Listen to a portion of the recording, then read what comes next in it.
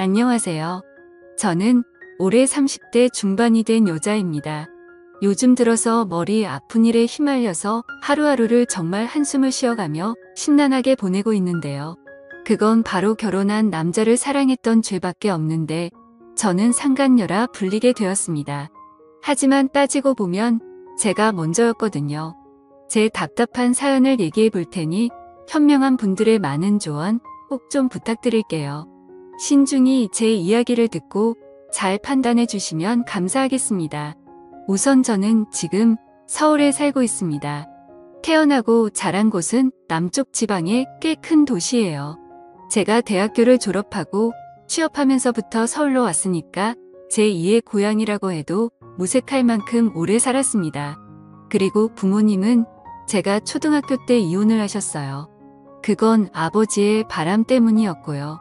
당시 아버지가 다니시던 직장 동료 여직원하고 바람을 피워서 결국 이혼까지 하시게 되었습니다.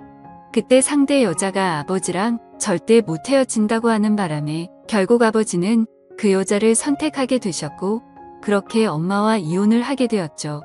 이후 엄마와 함께 살게 되었습니다. 정말 그때 당시만 해도 어린 마음에 그 불륜녀가 너무 믿고 싫었는데 지금 그때 그 여자와 제가 똑같은 입장은 아니지만 제가 그런 비슷한 신세가 될 줄은 꿈에도 몰랐네요. 정말 남자와 여자의 관계는 어떻게 될지 장담을 할 수가 없는 것 같습니다. 어쨌든 그렇게 이혼을 하고 난 뒤 엄마는 남동생과 저를 데리고 힘들게 생활을 시작하셨어요. 남동생과 저까지 둘이니까 엄마가 혼자서 감당하시기에 벅차셔서 영업직이다 뭐다 정말 많은 일들을 하시면서 저희를 키우셨습니다. 동생과 저는 최대한 엄마한테 짐이 되지 않으려고 학교에서나 집에서나 항상 착하고 바르게 생활을 했습니다. 저는 공부도 열심히 해서 장학금도 받아가면서 학교를 다녔었고요. 동생도 큰 문제 없이 학교 생활을 잘했습니다. 그렇게 성인이 되었고 대학을 진학할 때쯤 최대한 빨리 취직을 해야겠다 싶어서 취업이 수월한 간호학과를 택하게 되었습니다. 모 아픈 사람들을 도와주고 봉사하는 정신으로 간호사가 되는 사람들이 더 많겠지만 저는 그런 사명감보다는 먹고 사는 게 우선이었던 것 같아요. 평생을 힘들게 살았고 집에 여유가 없으니 빨리 취업되는 것도 저한텐 중요했거든요. 그래서 대학생 생활을 할 때도 친구들이 소개팅이다 클럽이다 온갖 모임에 몰려다니며 남자들 만날 때도 저는 한눈 한번 팔지 않고 장학금을 받아가면서 학교를 다니기 위해 최선을 다했습니다. 그거에 따른 보상은 그나마 성적이 좋은 것과 장학금이란 것이 있어서 결국 서울 쪽에 있는 대학병원에 취업하게 되었던 거죠. 처음에는 좋은 곳에 취업한 것이 기뻐서 좋았지만 생애 처음으로 엄마와 동생과 떨어져 낯선 곳에서 생활해야 하는 건 걱정되고 두렵기도 했어요. 어린 마음이라 낯선 곳이 더 그런 느낌이었던 것 같아요. 예상은 적중하였고 제 타지 생활은 녹록지 않았습니다. 그 중에서 제일 힘들었던 건 혼자 생활해야 했던 것이었죠. 겁이 많고 가족과 떨어져 혼자 사는 건 처음이었기 때문에 외로움이 컸던 것 같아요. 하지만 병원 생활이 바쁜 것은 다들 아실 겁니다. 간호사는 3교대로 돌아가는데 우리는 한 명당 7명의 환자를 케어해야 했죠. 서울에서 생활을 시작하면서 병원 생활에 적응하는 동안 외로움에 빠져 있었지만 나중에는 바쁨 속에서 집에 가면 자기 일로 바빠서 외로움을 느끼지 못했습니다.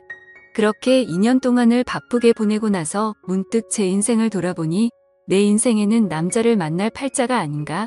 평생 남자를 만나지 않고 끝나는 건 아니겠지?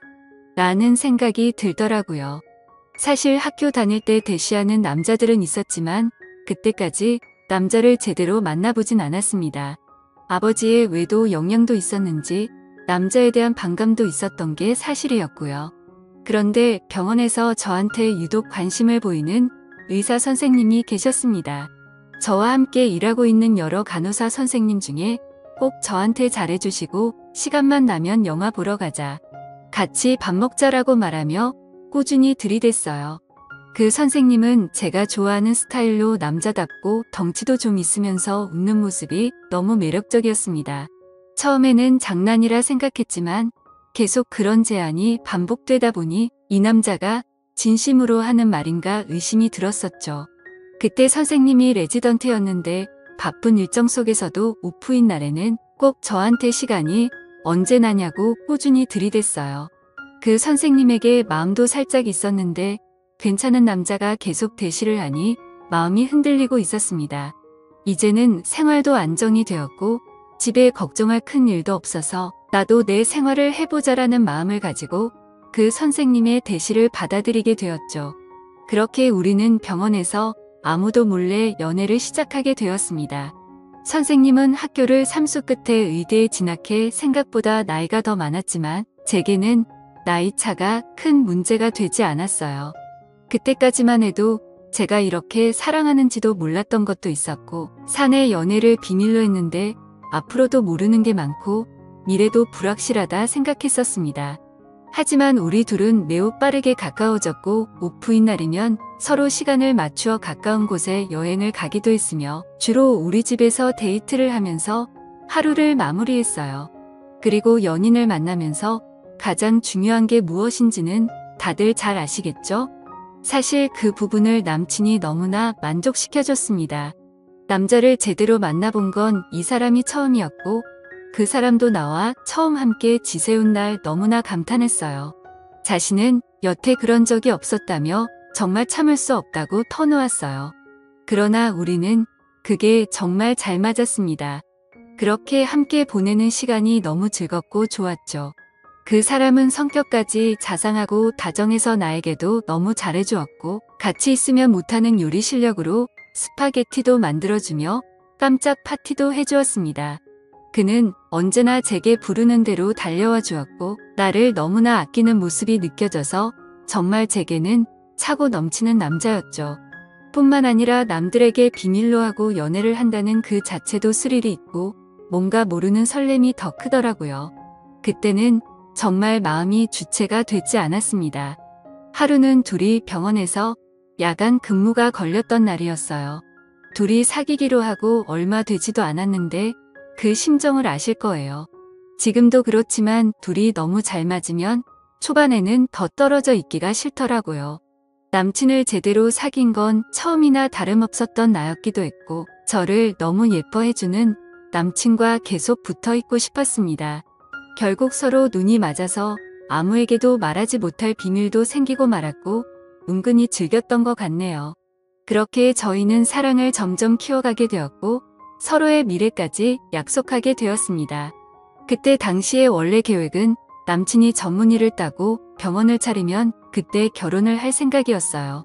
그런데 우리의 핑크빛 미래도 얼마 지나지 않아 산산조각이 나버리고 말았습니다. 남자친구는 자신의 가족들에게 우리의 관계를 말하게 되었고 그쪽 부모님은 우리 상황에 반대했어요. 제 가정 상황이나 제 직업이 원인은 아니었습니다. 인사도 못 듣고 당장 헤어지라고 압박을 가했던 거죠. 남자친구의 부모님은 경제적으로 안정되어 있었지만 남자친구는 그때 당시에는 혼자서 독립해 저를 지탱해 줄 수 있는 상황이 아니었어요. 게다가 남자친구는 외동 아들이었는데 정말로 난감한 상황이었죠. 그래도 남자친구는 헤어지지 않겠다며 저를 안심시켰지만 만날 때마다 마음은 언제 깨질지 모를 불안감에 가득했습니다. 그날 이후로 남자친구의 어머니는 마음이 급하셨는지 다른 의사 며느리를 보겠다며 선을 찾아다니셨고 남자친구는 어머니의 압박에 끝내 버티지 못하고 결국 선을 나가게 되었습니다. 그 뒤로는 말할 것도 없이 결혼이 척척 진행되었죠. 옆에서 아무것도 할 수 없는 저는 답답해서 혼자서 울기만 했습니다. 남자친구도 저를 놓칠 수 없다고 매달려왔어요. 자기 마음에는 저뿐이라고 말했지만 저 혼자서는 어떻게 할 수가 없었습니다. 정말로 사랑한다면 둘이서 모든 걸 버리고 도망가는 게 현실적으로는 쉬운 결정은 아니었어요.